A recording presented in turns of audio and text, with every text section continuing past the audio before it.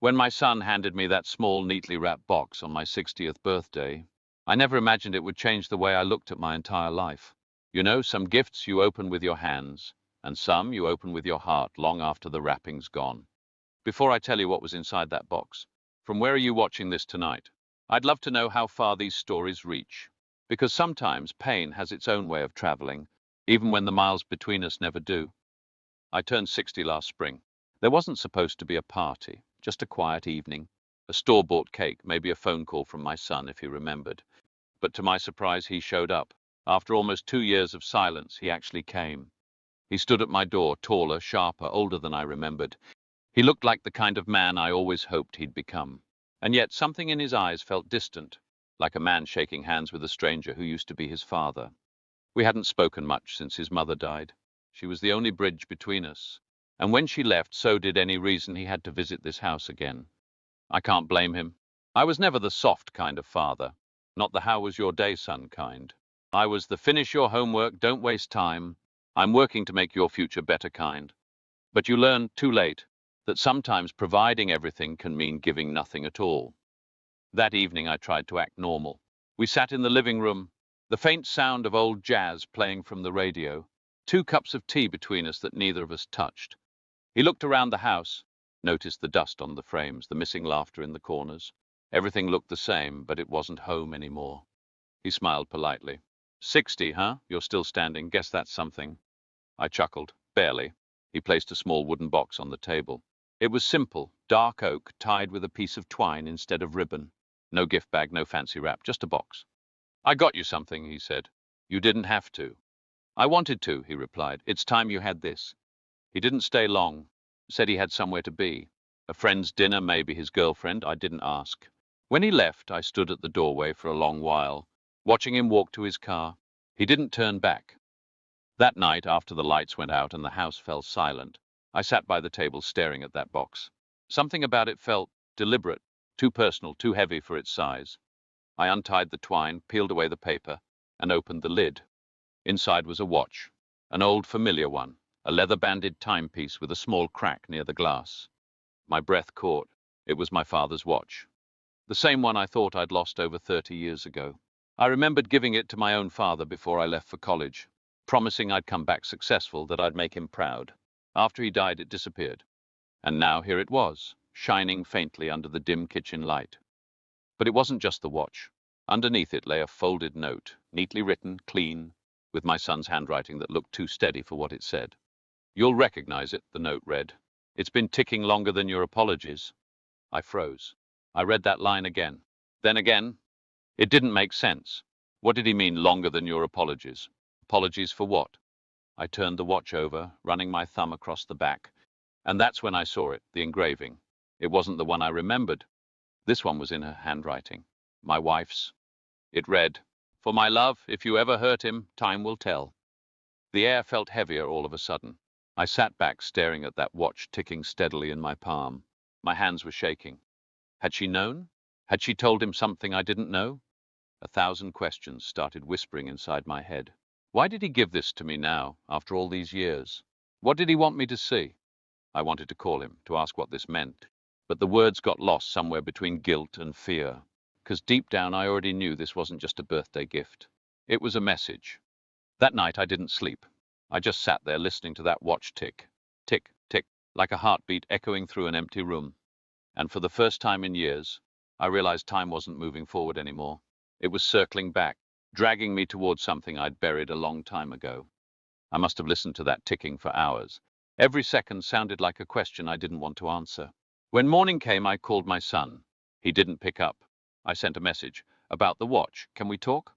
No reply. I placed it on the table and just stared.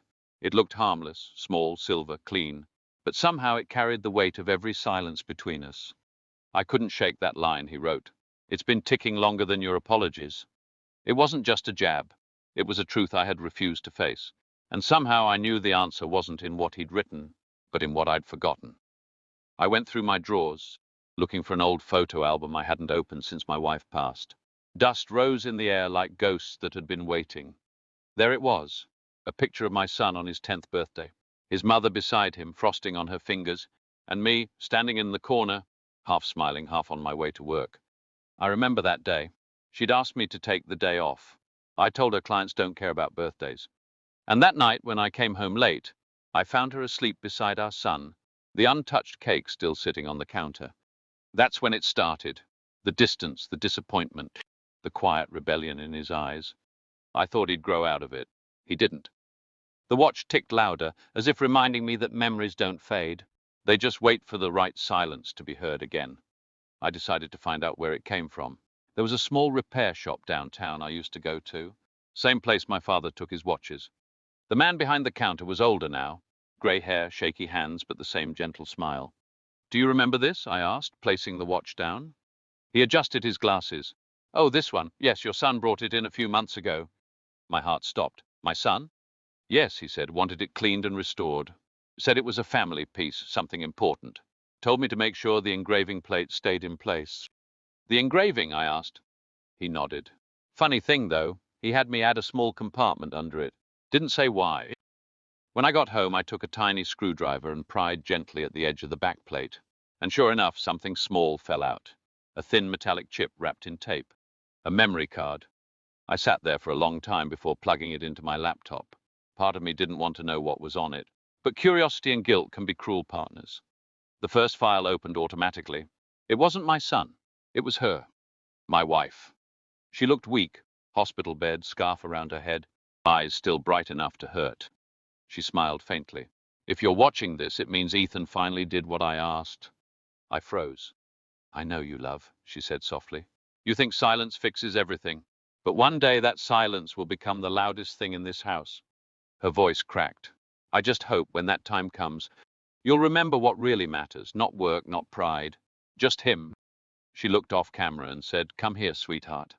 And then my son appeared, maybe 12 years old. He sat beside her, holding her hand. She kissed his forehead and whispered, "Promise me you'll give this to him when you think he's ready." The video ended. I couldn't move.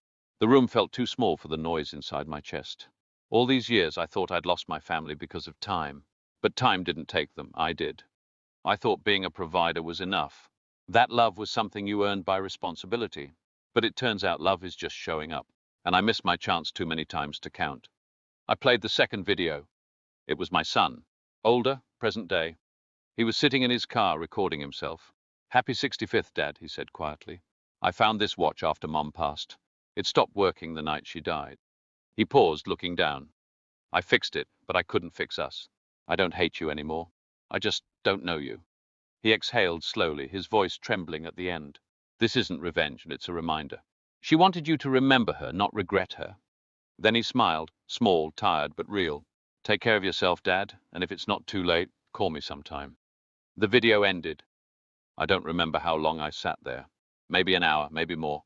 I didn't cry, not right away. The watch ticked beside me, steady, alive again. I held it to my chest, and for the first time in years I felt her there, in the space between each tick, in the son who still loved me enough to heal what I broke. A week later I drove across town. He lived in a small apartment with a front yard where a little boy was kicking a ball. My grandson. He looked just like his father used to. I parked across the street, watching them laugh together. He didn't see me. I didn't call out. I didn't knock. Some things you don't interrupt. Some moments aren't yours anymore. I sat there until the sun began to set, the same watch ticking softly in my palm. You know, some gifts aren't meant to be opened. They're meant to open you. Wherever you're watching from tonight, remember this: time doesn't heal everything, but it gives you one last chance to try.